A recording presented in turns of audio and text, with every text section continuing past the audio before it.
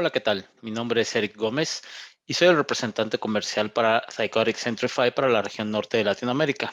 El día de hoy estaremos hablando básicamente de un tema que tiene que ver con los puntos importantes básicos a considerar para cuando vamos a implementar un esquema de control de cuentas privilegiadas.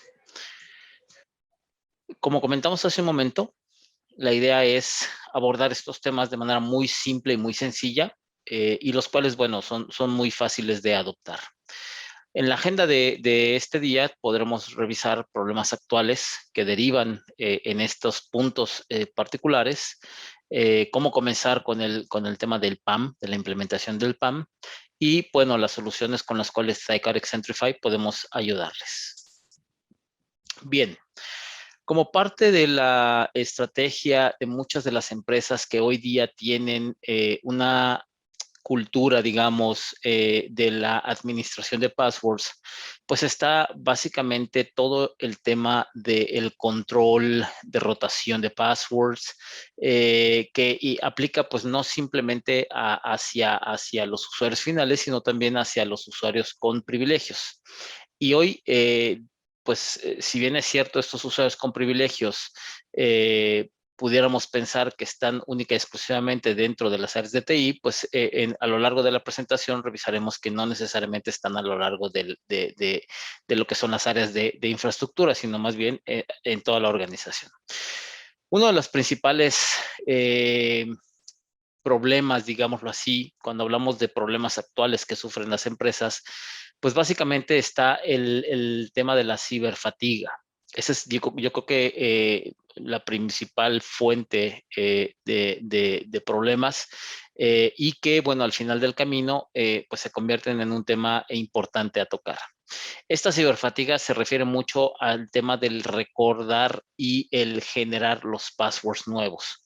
Cuando hablamos de una política de rotación de passwords, generalmente empiezan los problemas hacia los usuarios finales, hacia los usuarios que hoy, pues, si bien es cierto, tienen ya algunas actividades que tienen que realizar del día al día, pues el que tú le pongas una política en la cual deba de cambiar su password cada 30 días, en donde ese password deba de ser con cierto número mínimo de caracteres, con algunos caracteres alfanuméricos, pues le empiezas a agregar más complejidad. Y entonces a lo largo de la vida del usuario o del empleado dentro de la empresa, pues eso empieza a causar fatiga, porque, insisto, de por sí los usuarios hoy día están con una carga de trabajo pues relativamente importante, y el que tú le pongas políticas que le obliguen a estar inventando passwords nuevos y sobre todo recordándolos, pues eso es muy cansado, ¿no? A lo largo de esto, pues de este trabajo,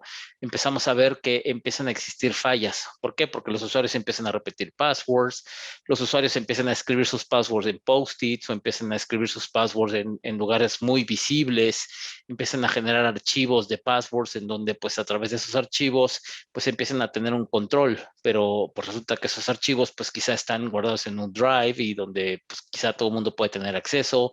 En fin, podemos empezar a generar brechas importantes de seguridad. El otro problema que hoy día existe es básicamente problemas de rotación de usuarios. Si bien es cierto, la rotación de usuarios se aplica para todos los niveles, no importa si son usuarios finales, no importa si son usuarios de finanzas, si son usuarios de ventas o de cualquier usuario. Aquí los que realmente necesitamos enfocarnos mucho es en los usuarios de IT. ¿Por qué? Porque ellos al final del camino son los que tienen, como se conoce en el rubro del PAM, las llaves del reino. Es decir, estos usuarios pueden tener el control de prácticamente todo lo que se pueda hacer o deshacer dentro de la organización. Entonces, es bien crítico, digamos, esta situación en la cual estos usuarios empiezan a tener esta rotación de personal o de áreas inclusive, porque no necesariamente significa que si un usuario de TI se rota o sale del área es porque se fue de la organización. Quizá escaló a otro nivel, quizá escaló a otra área, en donde pues él se siente más cómodo, ¿no? Entonces, el peor de los escenarios es que este usuario pues al final del camino sale de la organización, porque ahí pues sí, habrá que tener mucho más cuidado, ¿no? Entonces, este es otro de los problemas muy, muy grandes que hoy día existen dentro de las organizaciones, en donde estos usuarios de TI pues están rotándose constantemente. Y el tercer problema que creemos importante es todo el tema del control y la administración de las cuentas de servicio. ¿Y por qué esto se convierte en un problema? Y esto seguramente muchos de ustedes ya lo han de padecer. Una cuenta de servicio, para empezar, tendremos que aclarar que es una cuenta que lo que nos permite es el poder usarla para que alguna aplicación se conecte a alguna base de datos, se conecte a una aplicación de terceros, se conecte a un desarrollo in-house para realizar ciertas actividades. Pero evidentemente esta cuenta pues necesita privilegios. En muchos de los casos estas cuentas de servicio necesitan privilegios muy, muy elevados. Si hablamos de un Windows, pues quizá el privilegio más grande que pueda tener el dominio o las cuentas de dominio como el full domain admin, o en el caso de una base de datos, pues como un sysadmin, o en el caso de un equipo de telecomunicaciones o un equipo Windows o Linux, pues un root. Entonces, esto evidentemente también convierte estas cuentas en una problemática. ¿Por qué? Porque muchas de estas cuentas se crean quizás sin tener un registro preciso de dónde van a ser utilizadas, cuánto tiempo van a ser utilizadas. Generalmente las cuentas pues se solicitan más como de favor en lugar de hacerlo de manera más formal y ordenada. Y entonces resulta que cuando una persona, un desarrollador, pues quizá pide esta cuenta de servicio a un administrador, pues esta cuenta de servicio se le otorga a este desarrollador, pero él, digamos que en el mejor de los casos, sí pudo haber documentado hacia dónde iba a ser utilizada esta cuenta. Sin embargo, si él está trabajando en algún otro desarrollo que necesite o en el cual necesite tener también una cuenta de servicio para conectar ese nuevo desarrollo hacia otra aplicación o hacia un tercero, o peor aún, hacia alguna nube o hacia algún otro lado, pues evidentemente esto no va a estar documentado. Y entonces, al no estar documentado, empezamos a perder visibilidad. Recuerden que en el tema de la seguridad, la palabra clave es la visibilidad. Si no tenemos visibilidad, difícilmente vamos a poder empezar a ser pues más precisos en el trabajo y en el control de estas cuentas o de la seguridad misma. Entonces, ¿qué problemas acarrea esta situación? Pues básicamente que estas cuentas, al no tener visibilidad sobre dónde se están conectando, pues difícilmente vamos a poder establecer estrategias de control que permitan, digamos, garantizar una mejor seguridad, perdón, sobre estas cuentas. Esto es que, por ejemplo, tú no vas a poder generar una acción o un control de rotación de passwords para estas cuentas. ¿Por qué?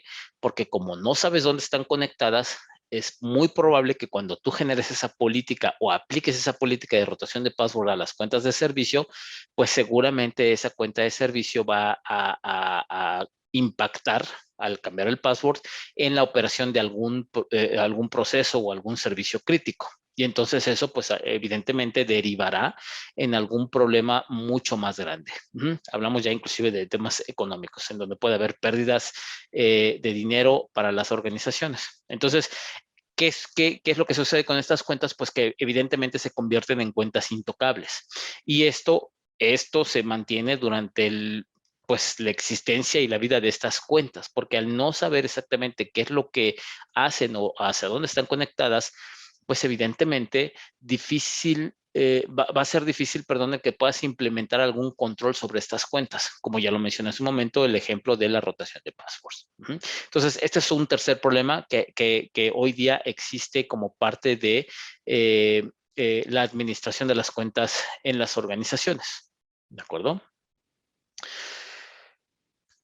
Es importante tener en cuenta que hay amenazas externas y esas amenazas externas, pues evidentemente lo que buscan es todas las cuentas de dominio o todas las cuentas con privilegios locales.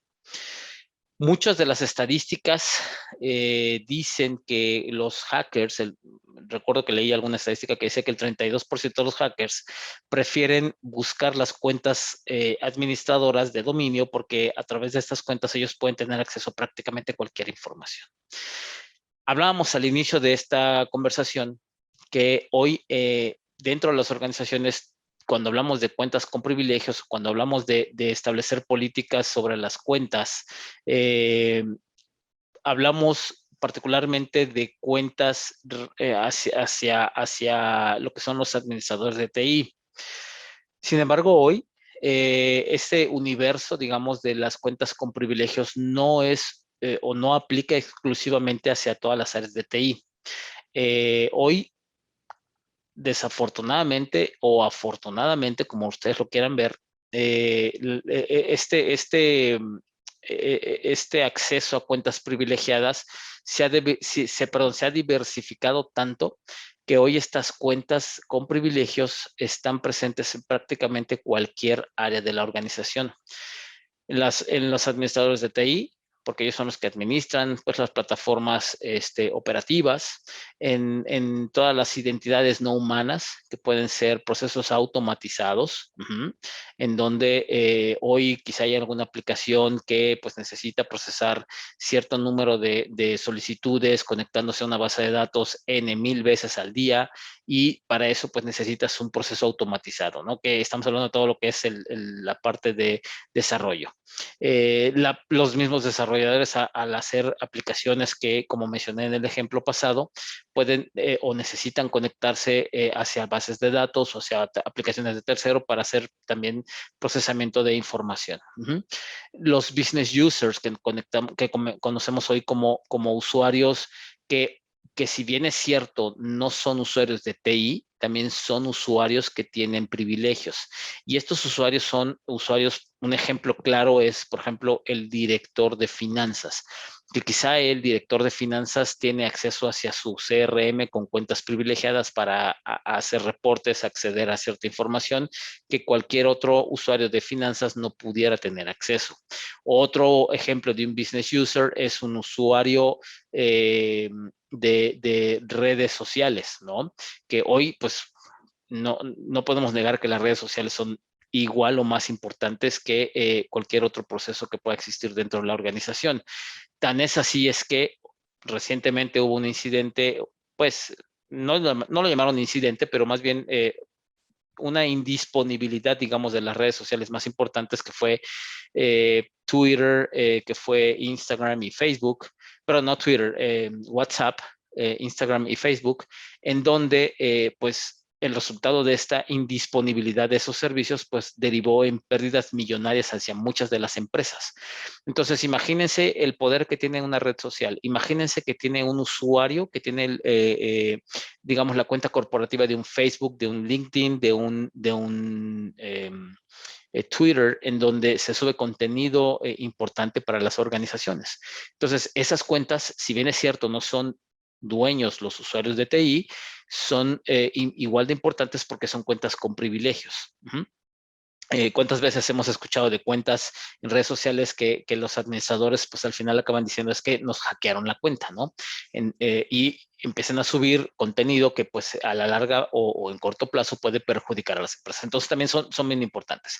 Y por último, derivado del tema de pandemia, como comentaba hace un momento, pues ahora tenemos todos los trabajadores remotos. Y estos trabajadores remotos, ¿a qué tienen acceso? Pues básicamente tienen acceso hacia las cuentas privilegiadas locales, en donde esas cuentas pues les permiten a estos usuarios el poder instalar aplicaciones dentro de sus equipos personales o dentro de sus equipos de trabajo que están ocupando dentro de su casa, en donde ellos van a poder hacer, digamos, con estos usuarios cosas que quizá la gente de soporte tendría que hacer, pero por el alcance que hoy día es limitado para estas áreas de soporte, pues lo que optan las empresas es darles esos accesos a estos usuarios para que ellos remotamente puedan tener, digamos, acceso a todas estas digamos, actividades que requieran en su día a día, ¿no? Entonces, sí es bien importante tener en cuenta que hoy día si hablamos de los usuarios con privilegios, pues estamos hablando de al menos 5 categorías diferentes que estamos viendo aquí que corresponden a los usuarios privilegiados y que, insisto, no necesariamente son usuarios que hoy día corresponden al área de TI. ¿De acuerdo? Bien. ¿Dónde comenzar la aventura con el tema del PAM? Y aquí es donde vamos a comenzar a hablar de los puntos que necesitamos a considerar para implementar, digamos, una estrategia básica, pero bien definida para el tema del PAM. Esta estructura o estos pasos están divididos en 7 grandes pasos, los cuales son el definir, el descubrir las cuentas, administración y protección de las cuentas, monitoreo, detección de uso anormal, respuesta de incidentes y revisiones y auditorías. Bien, cuando hablamos de definir, tenemos que empezar a cerrar exactamente esa brecha de cuáles son las cuentas privilegiadas o qué son las cuentas privilegiadas. ¿Dónde están esas cuentas privilegiadas? ¿A quién corresponden esas cuentas privilegiadas? De acuerdo a lo que vimos hace un momento, hace 2 slides o 3 slides, pues hoy vimos que estas cuentas privilegiadas no necesariamente están reservadas para las áreas de TI. Hoy esas cuentas privilegiadas las puede tener una aplicación que ni siquiera tiene un dueño o no es, el dueño de esa cuenta no es un humano como tal, sino una aplicación. Puede ser un desarrollador, puede ser un usuario de negocio o puede ser un usuario remoto. Entonces, estas cuentas privilegiadas tenemos que empezar a definirlas. Para eso tenemos que definir si son personas, son servicios o son aplicaciones, los usuarios de estas cuentas. Si estas cuentas están siendo utilizadas en hardware o software local o en la nube. Porque también tenemos usuarios privilegiados que están conectándose hacia nubes como Azure, como AWS, como GCP. ¿Quién necesita usar estas cuentas? Si es un usuario interno, si es un usuario externo, con qué frecuencia deben utilizarse, existen departamentos o ubicaciones específicas, datos, aplicaciones sensibles, proteger esta cuenta, servicio, propietario, etcétera, etcétera, etcétera. Entonces tenemos que empezar a definir qué son las cuentas privilegiadas, quién ocupa estas cuentas privilegiadas y dónde ocupan estas cuentas privilegiadas. Esto yo creo que es el primer paso y es bien importante tenerlo claro. Otro paso dentro de esta definición es empezar a hacer una clasificación del registro de riesgo. Es decir, estas cuentas privilegiadas que ya identificamos quién las utiliza, dónde las utiliza y cuándo las utiliza y en dónde las utiliza, tenemos que empezar a definir cuáles son los riesgos. Oye, esta cuenta es una cuenta de riesgo alto. ¿Por qué? Porque tiene acceso a aplicaciones o datos sensibles. Esta cuenta es una cuenta de riesgo medio. ¿Por qué? Porque son datos sensibles, pero digamos que no son tan críticos. Y en el caso de que sea un riesgo bajo, pues son contraseñas que pues quizá a lo mejor lo único que necesitamos hacer es como medidas de control, pues el tema de la rotación de passwords o cosas así. Entonces sí es importante empezar a definir cuáles son estas riesgos y empezar a asociarlos hacia estas cuentas. ¿Ok? Como paso 2, pues tenemos que encontrar las cuentas. Ok, ya definimos cuáles son estas cuentas, que son cuentas de usuarios de dominio, que son cuentas locales, que son cuentas de servicio. Pues entonces tenemos que empezar a hacer este descubrimiento de las cuentas. Si son cuentas del directorio activo, si son cuentas de algún otro directorio o algún LDAP, tenemos que hacer el descubrimiento. Si son cuentas o grupos locales, si son cuentas asociadas a algún servicio, alguna integración, cuentas virtuales, cuentas locales y en la nube, usuario estándar o con datos o con acceso a datos sensibles. En fin, tenemos que empezar a hacer todo el descubrimiento de estas cuentas y regresamos a lo que comentamos hace unos minutos. Esto que nos va a permitir el poder empezar a tener visibilidad. Mientras nosotros tengamos esa visibilidad de poder determinar exactamente esas cuentas dónde están y cuáles son, entonces a partir de ahí nosotros vamos a poder empezar a generar mejor control. ¿De acuerdo? El paso 3, pues tiene que ver con todo el tema de la administración y la protección de estas cuentas.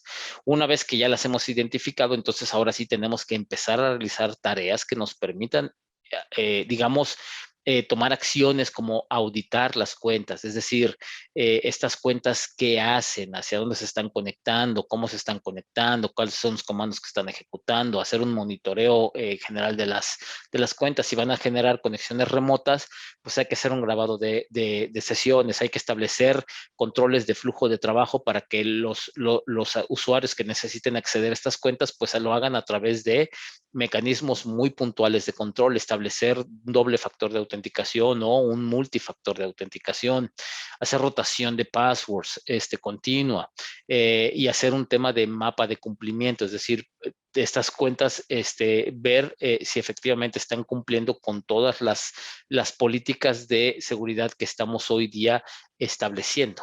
¿De acuerdo? Entonces, tenemos que empezar una vez que las descubrimos, una vez que definimos, una vez que definimos, descubrimos, pues ahora tenemos que empezar a hacer todo este trabajo de generación de políticas, de generación de controles de seguridad para estas cuentas. ¿De acuerdo? Y bueno, una vez que tenemos estas actividades ya realizadas y definidas, pues entonces ahora sí tenemos que empezar a hacer un tema de auditoría, estos KPIs, en donde pues tenemos que auditar estas cuentas, pero ya no es auditar hacia dónde se conectaron, sino más bien a qué datos accesan, hacia qué servicios, si son sensibles. Y esto tiene que ver mucho con el tema de la definición de los riesgos. Empezamos a detectar cuál es el uso de las cuentas, cuál es la forma concurrente en que se están utilizando, si hay inicios fallidos, si hay cuentas utilizadas por recursos externos, en fin, empezar a hacer un comportamiento, un análisis de comportamiento de estas cuentas. Y esto es bien importante, el poder empezar a entender cómo se están comportando el uso de estas cuentas. ¿Por qué? Porque una vez que definamos estos parámetros de referencia, es decir, una vez que entendamos primero cómo se están utilizando estas cuentas, que sepamos cuál es el comportamiento y definamos esos parámetros de referencia, vamos a poder definir entonces ahora sí generación de alertas que permitan identificar alguna actividad fuera de lo normal de estas cuentas.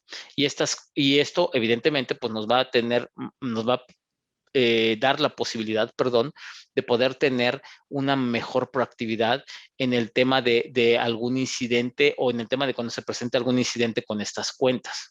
Podemos enviar alertas hacia herramientas SIEM, podemos enviar alertas hacia los responsables del sistema para que ellos estén notificados en el momento en que alguna cuenta esté haciendo un comportamiento o esté realizando algún comportamiento anormal de lo que se ha venido presentando. ¿De acuerdo? En el paso 6, pues el PAM también nos permite el poder hacer uso de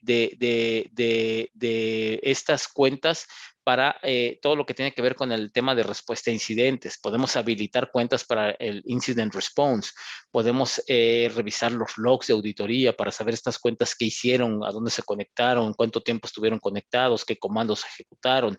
Podemos hacer rotación de contraseñas. Si se llega a presentar algún incidente, podemos rotar las contraseñas a manera de que si alguna contraseña fue usada de manera indebida, rotemos la contraseña a manera de recuperar la misma cuenta. Entonces, a través de estas acciones podemos empezar también a apoyar este tema de respuesta a incidentes, que es bien importante.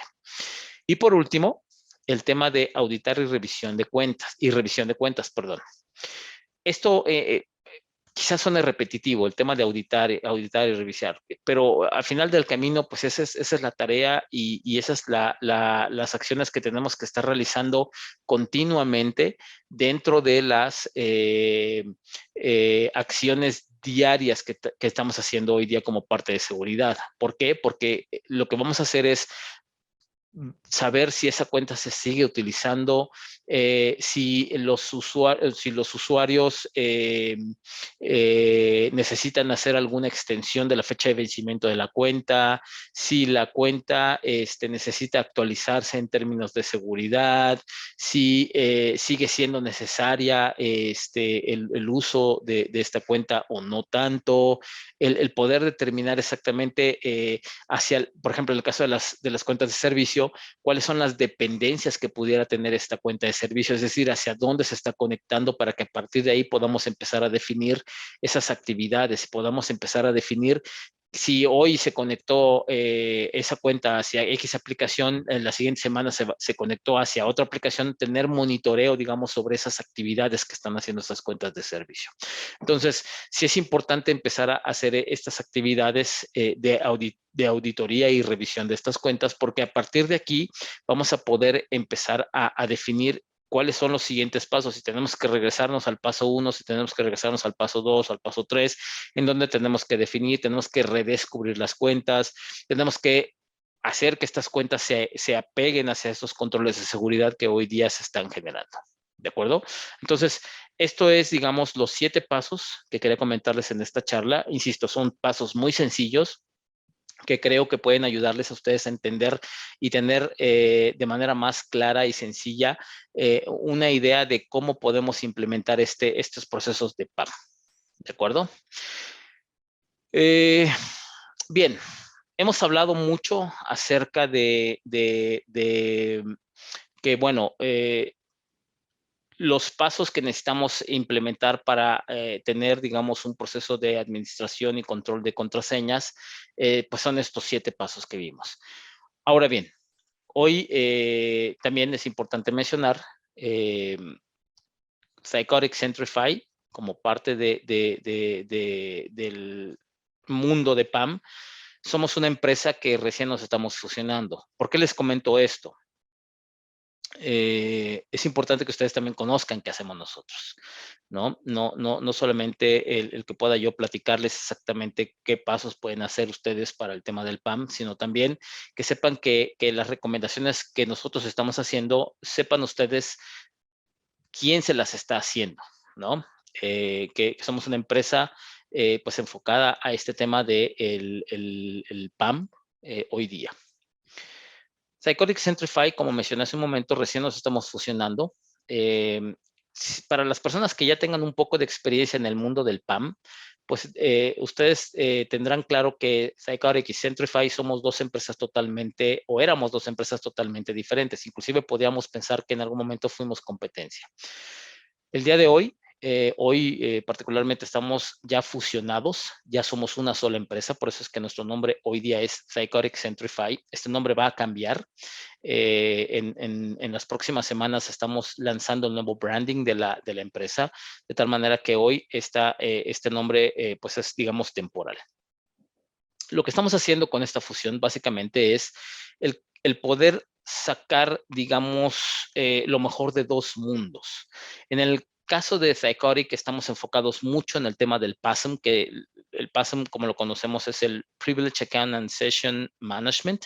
Y en el lado de Centrify estamos muy enfocados hacia todo el tema del PEDM, que es el Privilege Elevation and Delegation Management. ¿De acuerdo? Entonces, lo que estamos intentando hacer a través de esta fusión es básicamente el poder tener una estrategia que nos permita ser mucho más competitivos. Cuando hablamos de competitividad, pues lo primero que se nos viene a la mente es, y bueno, ustedes cómo están ubicados dentro del cuadrante de Gartner. Nosotros hoy día estamos dentro del cuadrante de líderes en Gartner. Si nos ven ahí, nos ven como Centrify de un lado y del otro lado está Thycotic dentro del cuadrante de líderes. Y aquí ustedes se preguntarán, bueno, si ustedes ya están fusionados, perdón, ¿por qué ustedes están separados dentro de este cuadrante de Gartner?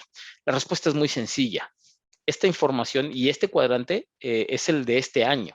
La información que se utilizó para obtener, digamos, esta calificación o esta evaluación de Gartner fue información del año pasado. Es por eso que Centrify y Thycotic se ven y se muestran separados, porque es información que se utilizó el año pasado cuando estábamos totalmente separados. Esta fusión hoy se concretó este año en abril y justamente ahora en este mes estamos completando ya la fusión en términos operativos. Para el siguiente mes ya vamos a estar 100% fusionados operativamente hablando y vamos a poder, digamos, generar una oferta única, ¿de acuerdo? Cuando hablamos de ofertas únicas, este es el portafolio que hoy ya tenemos. Como comentábamos, hablábamos de Privilege Elevation and Delegation Management, donde a través de productos como Server Suite, Cloud Suite, vamos a poder hacer todo lo que tiene que ver con el servicio de autenticación, el servicio de elevación de privilegios, el tema de auditoría y monitoreo de los servicios. Y con el Privilege Manager vamos a poder hacer lo mismo, pero para los endpoints. El Server Suite y Cloud Suite está enfocado hacia servidores para que a través de la suite podamos ofrecer el servicio de elevar los privilegios de alguna cuenta de algún usuario de TI que necesite acceder a algún servicio o ejecutar alguna actividad y que con su misma cuenta él tenga acceso a una elevación de privilegios. Y el Privilege Manager nos va a servir para todas las cuentas que están a nivel endpoint, es decir, con los usuarios finales.